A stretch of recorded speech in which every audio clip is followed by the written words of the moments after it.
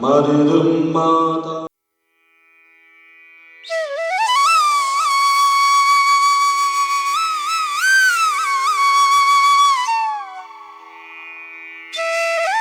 तो दोस्तों आज मैं आप सबको ले जा रही हूँ ऐसी दुर्लभ जगह जहाँ के दर्शन करने को बड़े प्रसिद्ध विख्यात लोग भी आ चुके हैं। जी हाँ दोस्तों, हम जा रहे हैं देवराहा बाबा के आश्रम। ये कुछ अलग है, कुछ खास है दोस्तों। वीडियो स्टार्ट करने से पहले जल्दी वीडियो को पहले लाइक कर दीजिए, सब्सक्राइब एंड शेयर करना ना भूलिएगा। तो लेट्स गो स्टार्ट। तो दोस्तों फाइनली हम आ चुके हैं देवराहा बाबा के आश्रम। जी हाँ दोस्तों, जैसा कि आप देख रहे हैं यहाँ हो रही है श्रीमद् भगवत गीता, जो कि वर्तमान गुरु श्री देवदास जी महाराज द्वारा की जा रही है। दोस्तों यहाँ आते ही यहाँ का वातावरण देखकर मैं तो बहुत खुश हो गई। पीछे से मोर के बोलने की आवाज़ भी आपको सुनाई दे रही होगी। दोस्तों मेरा अनुभव भी आपकी तरह कुछ अनोखा ही था। मैंने भी पहली बार ऐसा कुछ देखा और लंबी यात्रा के बाद हाथ पैर धोकर हम जाकर बैठ गए भजन हॉल में, जहां श्री कृष्ण लीला प्रसंग चल रहा था।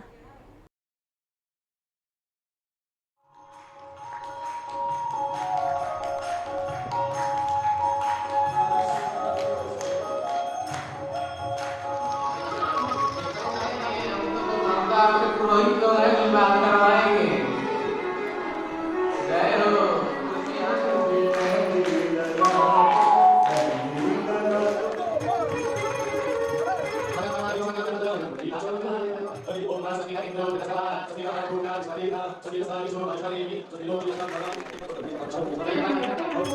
दोस्तों चूँकि हम वहाँ 3 दिन तक रहे तो हमने जाना कि यहाँ पर देवराहा बाबा के आशीर्वाद से कैसे हज़ारों की संख्या में लोग साल भर दर्शन करने आते हैं जगह जगह से, और यहाँ का प्रसाद भी ग्रहण करते हैं।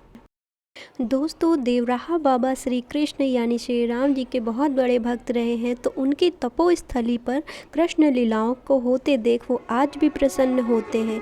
इसी रूप में देवराहा बाबा के भक्त मिलकर इसका आयोजन करते हैं।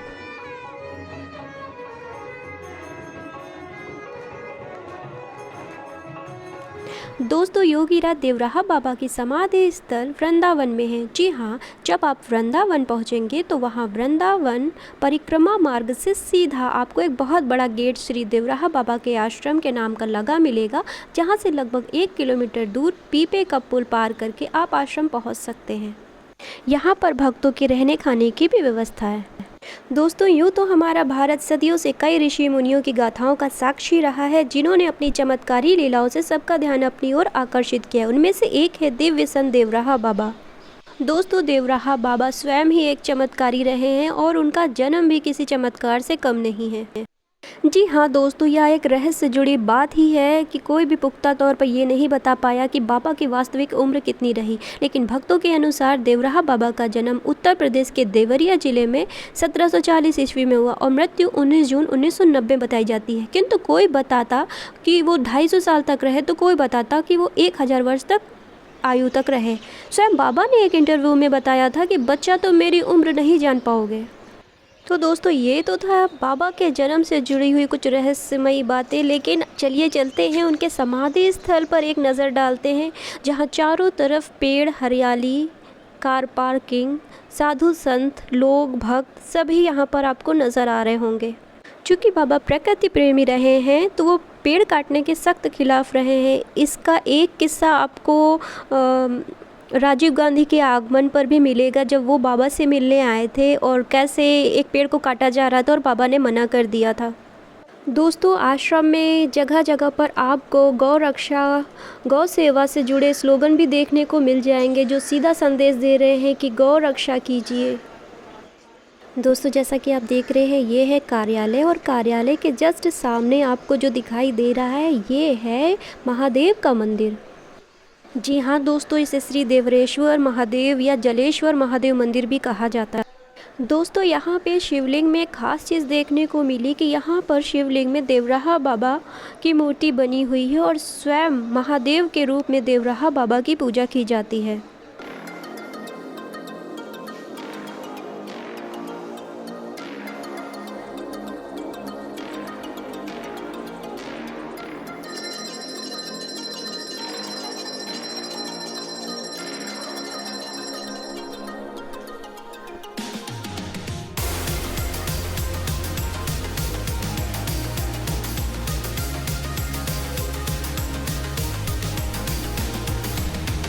जी हाँ दोस्तों, यमुना नदी के किनारे एक शांत जगह पर शांत माहौल में महादेव का मंदिर मिला, जहाँ टाइम से सुबह और शाम आरती और भोग लगाया जाता है। भक्त यहाँ घंटों बैठकर साधना करते हैं। दोस्तों जैसा कि बताया जाता है, चाहे कितनी भी ठंड हो या कितनी भी गर्मी हो, बारिश हो, बरसात हो, बाबा कभी भी कपड़े नहीं पहनते थे बल्कि बाघ की छाल को लपेटे रहते थे। जी हाँ दोस्तों, ये तो सिर्फ भक्तों द्वारा देखी घटना है, लेकिन बताया जाता है कि बाबा इससे पहले कई सैकड़ों वर्ष हिमालय में तपस्या करते थे, जिसका किसी को कोई अनुमान नहीं है। चलिए दोस्तों, अब आपको ले चलते हैं एक ख़ास जगह पर, जहाँ पर बैठकर बाबा भक्तों को दर्शन दिया करते थे।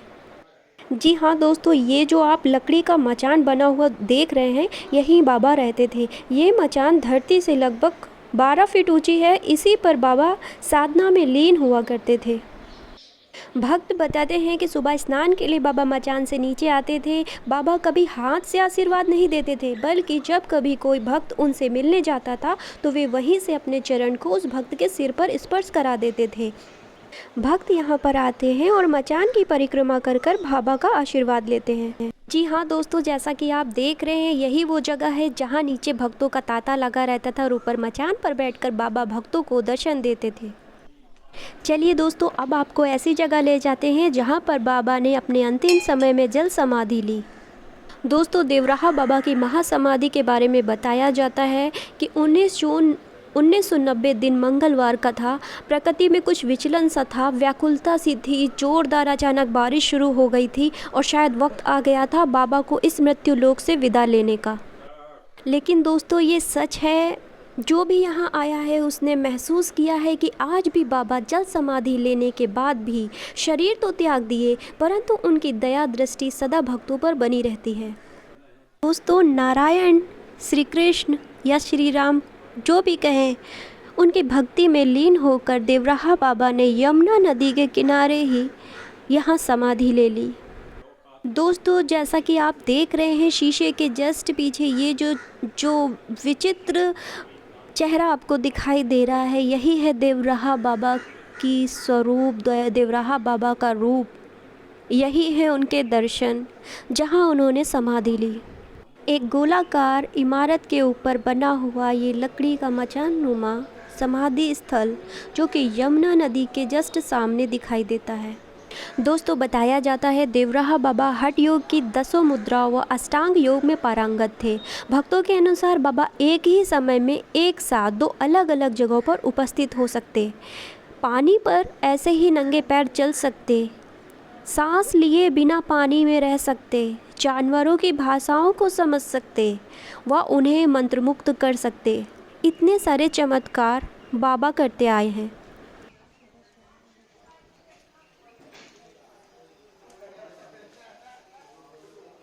दोस्तों, ये जो सामने आप पुल देख रहे हैं ना, यही पुल आपको कहलाता है पीपे का पुल। ये पुल अभी पिछले कुछ ही सालों में बना है, जिससे भक्त इस पुल के ज़रिए बाबा के आश्रम में आ सके और ये पुल से सीधा आप वृंदावन के रास्ते जा सकते हैं। दोस्तों, मैं चाहती तो ये वीडियो क्लिप स्किप कर सकती थी, लेकिन मैंने इसे स्किप नहीं किया है। आप इस खामोशी को, इस प्रकृति के मौन को सुनिए।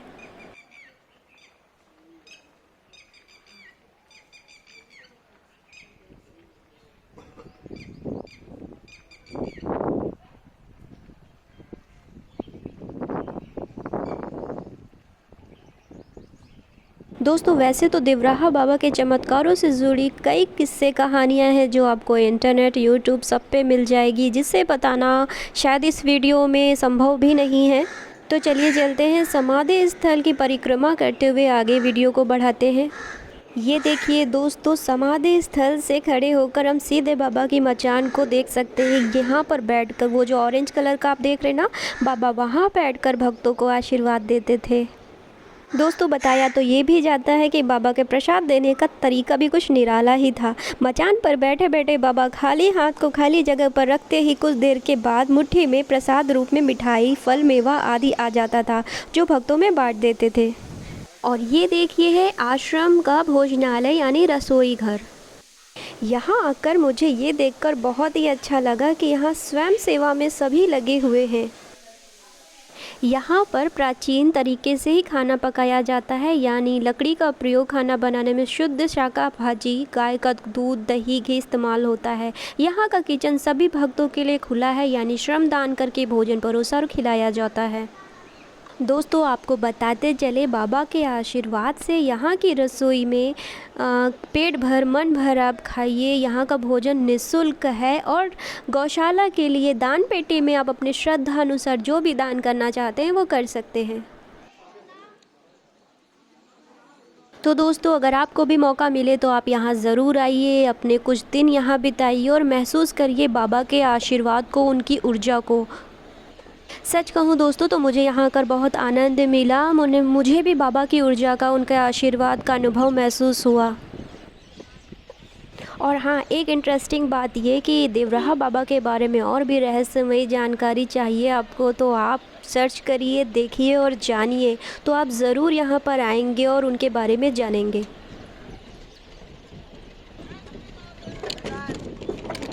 जैसे कि कौन कौन सी वो चर्चित हस्तियां थी जो बाबा की भक्त थी, चाहे वो प्रधानमंत्री, बीते युग के मुख्यमंत्री या कोई फिल्म इंडस्ट्री के लोग या कोई भी, आप उनके बारे में जानना चाहते हैं तो आप उसको सर्च करिए और जानिए। जैसे एक इंटरेस्टिंग बात ये भी थी कि ऐसा कौन सी पार्टी थी जिसको चुनाव चिन्ह बाबा ने दिया था और आज भी वो चिन्ह का प्रयोग वो पार्टी करती आ रही है। ऐसे ही एक इंटरेस्टिंग बात ये भी सुनने को मिलती है कि डॉक्टर राजेंद्र प्रसाद को बाबा ने बचपन में ही बता दिया था कि वो राजा बनेंगे। दोस्तों मेरे वीडियो में तो बस इतना ही, और जानने के लिए ढूंढते रहिए। तो अब हम करते हैं अपने सफ़र से वापसी, हम चलते हैं अपने घर की ओर प्रस्थान करते हैं। अगले वीडियो के लिए बने रहिए मेरे यानी इंडियन कुड़ीटी के साथ। Thank you so much. और लाइक नहीं किया है तो प्लीज़ जल्दी से कर दीजिए, भूलिएगा नहीं। Thank you.